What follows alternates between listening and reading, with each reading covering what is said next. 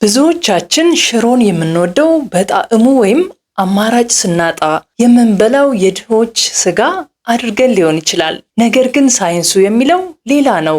ዛሬ በዚህ ቪዲዮ ሽሮ እንዴት ለጡንቻችን ግንባታ፣ ለሰውነታችን ጥንካሬና ለስፖርታዊ እንቅስቃሴ እጅግ አስፈላጊ የፕሮቲን ምንጭ እንደሆነ በዝርዝር እናያለን። እስከ ቪዲዮ መጨረሻ አብራችሁኝ ከቆያችሁ ሽሮን የምታዩበት መነጽር ሙሉ በሙሉ ይቀየራል።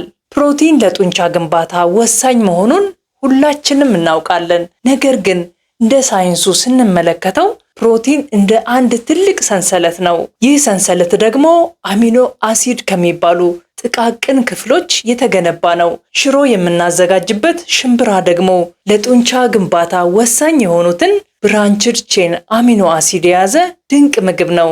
ለዛም ይመስለኛል ሽምብራ አሳ ብለን የሰየምነው። ሉሲን፣ ላይሲንና አርጂኒን የሚባሉ አሚኖ አሲዶችን ይዟል። ሉሲን የሚባለው አሚኖ አሲድ በሰውነታችን ውስጥ የጡንቻ ፕሮቲን ስራ እንዲጀመር ትዕዛዝ የሚሰጥ ማንቂያ ነው። ሉሲን የሚባለው አሚኖ አሲድ ከሌለ የፈለግነውን ያህል ሌላ ፕሮቲን ብንመገብም ጡንቻችን የመገንባት ሂደቱ አይቀጥልም። ሽሮ ይህንን አሚኖ አሲድ በበቂ ሁኔታ ይዟል። ሁለተኛው ላይሲን በስፖርት ወይም በከባድ ስራ ጊዜ ጡንቻዎቻችን ጥቃቅን ጉዳቶች ይደርስባቸዋል። እነዚህ ጉዳቶች ሲጠገኑ ነው ጡንቻው ማደግ የሚችለው። የላይሲን ሚና የሰውነታችን ኮላጅን ምርት እንዲጨምር ያደርጋል። ኮላጅን ደግሞ ለጡንቻ ለጅማትና ለአጥንት ጥንካሬ መሰረት ነው። ሽሮ ላይሲንን በውስጡ በመያዙ ከከባድ እንቅስቃሴ በኋላ ሰውነታችን በፍጥነት እንዲያገግም ወይንም ሪከቨር እንዲያደርግ እንዲሁም ጡንቻው ይበልጥ ጠንካራ ሆኖ እንዲገነባ ያግዘዋል። ሶስተኛው አርጂኒን። ይህ አሚኖ አሲድ ለየት ያለ ተግባር አለው። በሰውነታችን ውስጥ ወደ ናይትሪክ ኦክሳይድ ይቀየራል። ናይትሪክ ኦክሳይድ የደም ስሮችን በማስፋት የደም ዝውውር እንዲጨምር ያደርጋል። ናይትሪክ ኦክሳይድ ለጥንካሬ ያለው ፋይዳ ደግሞ በስራ ወይም በስፖርት ወቅት ጡንቻዎቻችን ከፍተኛ ኦክስጅንና ግሉኮስ ይፈልጋሉ። አርጂኒን እነዚህ ንጥረ ነገሮች በፍጥነት ወደ ጡንቻዎቻችን እንዲደርሱ በማድረግ የሰውነታችን የመቋቋም አቅም ወይንም ኢንዱራንስ ይጨምራል። ብዙ ስፖርተኞች ለዚህ ውጤት ሲሉ ውድ የሆኑ ፕሮቲኖች ወይንም ሰፕሊመንት ይወስዳሉ። እኛ ግን ጥቅሙን በሽሮ ውስጥ እናገኛለን። ሽሮ የምንበላው ሆዳችንን ብቻ ለመሙላት አይደለም። ለሰውነታችን አስፈላጊ የሆኑትን ለጡንቻ ግንባታ ሉሲን፣ ለጥገና ላይሲን እና ለኃይል ማጓጓዣ አርጂኒን የተባሉትን የሚጠቅመን ፕሮቲን እየተመገብን ነው። አሁን ወደ ዋናው ቁም ነገር እንምጣ። ብዙ ጊዜ ሰዎች ስጋ ካልበላው ፕሮቲን አላገኝም ብለው ያስባሉ።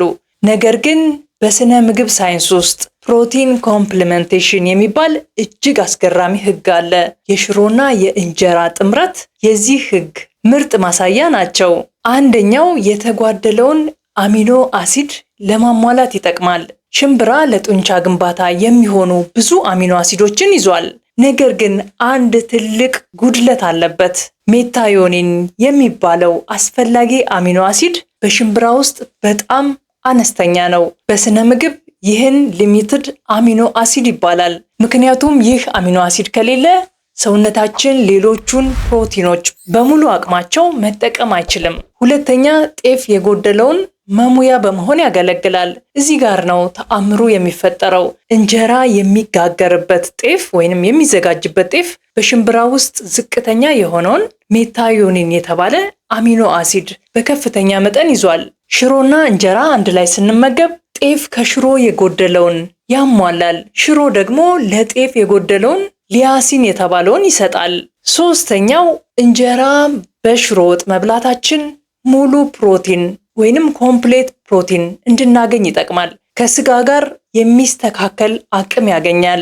ሳይንሱ ምን ይላል መሰላችሁ? 9ኙንም አስፈላጊ አሚኖ አሲድ ወይንም ኢሴንሻል አሚኖ አሲድ በአንድ ላይ ሲገኙ ኮምፕሌት ፕሮቲን ይባላል። ሽሮና እንጀራን አንድ ላይ ስንመገብ ሰውነታችን ሙሉ ፕሮቲን ያገኛል። ይህ ውህደት ለጡንቻዎቻችን ግንባታና ለሰውነት ጥገና ወይንም ቲሹ ሪፔር የሚሆን 100% ዝግጁ የሆነ ግብአት ይሰጠናል። ስለዚህ ስጋ ባይኖርም ሽሮና እንጀራ ካለ የጡንቻዎቻችን ግንባታ አይቆምም። ቀደምት አባቶቻችን እና እናቶቻችን ይህንን የባዮኬሚስትሪ ስሌት በቤተ ሙከራ አላጠኑትም፣ ነገር ግን በተግባር ለዘመናት ሲጠቀሙበት ኖረዋል። የጥንካሬያቸውና የጤንነታቸው ምስጢር ይህ ሳይንሳዊ እውነት ነው። እንጀራ በሽሮ ወጥ የተጠቀሙበት ምስጢር ምግብ ብቻ አይደለም፣ ጥልቅ የሆነ የባዮሎጂ ጥበብ ውጤት ነው። በአመጋገብ ሳይንስ ውስጥ ምን ያህል ፕሮቲን በላህ ከሚለው ጥያቄ ባለፈ የበላኸው ፕሮቲን ምን ያህሉ ለሰውነትህ አገልግሎት ዋለ የሚለው ወይንም ባዮ አቬይላቢሊቲ ወሳኝ ነው። የሽሮና የእንጀራ ጥምርታ የፕሮቲን ጥራትን ወይንም ፕሮቲን ኳሊቲ ወደ ላቀ ደረጃ የሚያደርስ ቀመር ነው። ብዙ ጊዜ ስለ ጡንቻ ስናወራ የምናስበው ስለ ፕሮቲን ብቻ ነው። ነገር ግን አንድ ትልቅ እውነት አለ። ያለ በቂ ኃይል ወይንም ኢነርጂ ጡንቻ መገንባትም ሆነ ከባድ ስራ መስራት አይቻልም። ሽሮ ደግሞ ለዚህ ተመራጭ የሚያደርገው ኮምፕሌክስ ካርቦሃይድሬት የያዘ መሆኑ ነው። በስነ ምግብ ሳይንስ ምግቦች በምን ያህል ፍጥነት ወደ ስኳርነት እንደሚቀየሩ ግላይሴሚክ ኢንዴክስ መለኪያ ይመዘናሉ። እንደ ነጭ ዳቦ መሰል ምግቦች ሃይ ግላይሴሚክ ኢንዴክስ አላቸው። ወዲያው ተቃጥለው የደም ስኳርን ከፍ ያደርጋሉ። ሽሮ ግን ሎ ግላይሴሚክ ኢንዴክስ ምግብ ነው። በውስጡ ያለው ከፍተኛ የፋይበር መጠን ስኳር ቀስ ብሎ ወደ ደም እንዲገባ ያደርገዋል። ይህ ማለት ሽሮ ስንመገብ ኃይል በቀስታ እናገኛለን። ስፖርት ስንሰራ ድንገተኛ የድካም ስሜት አይሰማንም። ለዚህም ነው ሽሮ በልቶ ጠዋት ከቤቱ የሚወጣው የአገራችን ገበሬ ሳይዝል የሚቆየው። ሌላኛው ምስጢር ጡንቻዎቻችን ለመስራት የሚጠቀሙት ነዳጅ ግላይኮጅን ይባላል። ግላይኮጅን በጡንቻዎቻችን ውስጥ ተጠራቅሞ የሚቀመጥ ኃይል ነው። ከሽሮ የምናገኘው ካርቦሃይድሬት በጡንቻዎቻችን ውስጥ ተከማችቶ ይቀመጣል። ከባድ ነገር ስናነሳ ወይም ረጅም መንገድ ስንጓዝ ጡንቻችን ይህንን የተከማቸውን ኃይል ይጠቀማል። ይህንን ልብ በሉ። በቂ ካርቦሃይድሬት ካልወሰድን ሰውነታችን ኃይል ለማግኘት ሲል የገነባውን ጡንቻ መልሶ ማቃጠል ይጀምራል። ሽሮን ስንመገብ በውስጡ ያለው ኃይል ለሰውነታችን ጉልበት ይሆናል። ፕሮቲኑ ደግሞ ሙሉ በሙሉ ለጡንቻ ግንባታ ብቻ እንዲውል እድል ይሰጠዋል። ይህንን በሳይንሱ ፕሮቲን ስፔሪንግ አክሽን ይባላል። ስለዚህ ሽሮ መብላት ሆድን መሙላት ብቻ ሳይሆን ጡንቻዎቻችን ከባድ ስራን እንዲቋቋሙ ጠቃሚ ነው። ጠንካራ መሆን የሚፈልግ ሰው የሽሮን ካርቦሃይድሬት ሊንቀው አይገባም። እስካሁን ስለ ፕሮቲንና ካርቦሃይድሬት አውርተናል።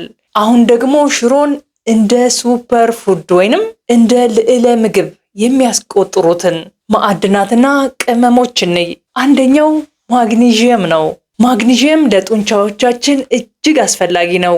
ጡንቻዎቻችን እንዲኮማተሩ ካልሲየም ሲያስፈልጋቸው ዘና እንዲል ማግኒዥየም የግድ ነው። ሽሮ ማግኒዥየምን በከፍተኛ መጠን የያዘ በመሆኑ ስፖርት ከሰራን በኋላ ጡንቻዎቻችን በሰላም እንዲያርፉ ትልቅ ሚና ይጫወታል። ሁለተኛው ብረት ወይንም አይረን ነው። ብረት በደማችን ውስጥ ለሚገኘው ሄሞግሎቢን ምርት ወሳኝ ነው። ሽሮ በብረት ወይንም በአይረን የበለጸገ በመሆኑ የሰውነት ንቃታችንን ከመጨመሩም በላይ እንደ ደም ማነስ ያሉ የድካም ምንጮችን ይከላከላል። ሶስተኛው ዚንክ። ዚንክ ለጡንቻ ግንባታ የሚጠቅሙ ሆርሞኖች ወሳኝ ንጥረ ነገር ነው። ዚንክ እነዚህ ሆርሞኖች እንዲመረቱና የፕሮቲን ስራ ወይንም ፕሮቲን ሲንቴሳይዝ እንዲፋጠን ያደርጋል። ሽሮ ውስጥ የምንጨምራቸው ቅመሞች ለጣዕም ብቻ አይደሉም። ነጭ ሽንኩርት፣ ዝንጅብል፣ ኮረሪማና በሶቢላ የመሳሰሉት ከፍተኛ የሆኑ አንቲኦክሲዳንት ናቸው። ዛሬ ያየነው ሳይንስ አንድ ትልቅ እውነታ ይነግረናል። ሽሮ የጾም ምግብ ወይም አማራጭ ሲታጣ የሚበላ ተራ ወጥ አይደለም። ሽሮ በሳይንሳዊ መነጽሩ ሲታይ ፕላንት ቤዝድ መስል ቢውልደር ወይም በእጽዋት ላይ የተመሰረተ የጡንቻ መገንቢያ ሱፐር ፉድ ነው።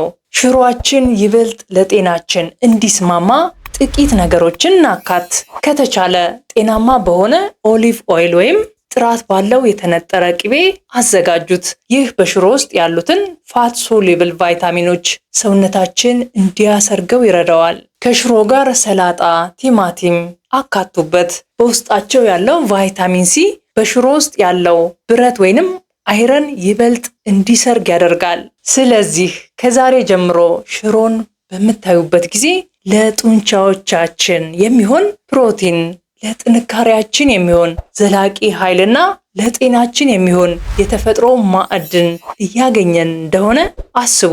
በተለይ ከጤፍ እንጀራ ጋር ሲቀርብ ያለው ሳይንሳዊ ውህደት ውጤት ወደር የለውም። የዛሬው ትምህርታችን ይህንን ይመስል ነበር። እናንተስ ስለ ሽሮ ይህንን ያህል ሳይንስ ይኖረዋል ብላችሁ አስባችሁ ታውቃላችሁ? ወይስ የድሆች ስጋ የሚለው ስያሜው ተመችቷችሁ ነበር?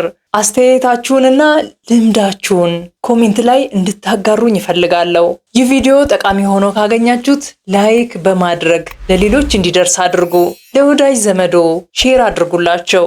ይህንን መሰል ጥልቅ የጤና ትምህርቶች እንዲደርሳችሁ ደግሞ ቻናላችንን ሰብስክራይብ ማድረጋችሁን፣ የደወል ምልክቷን መጫናችሁን አትርሱ። በሌላ የጤና ትምህርት እስከምንገናኝ ድረስ ጤናማ ምግባችሁን እየተመገባችሁ ጤናማ ሆናችሁ ቆዩኝ። ቻው።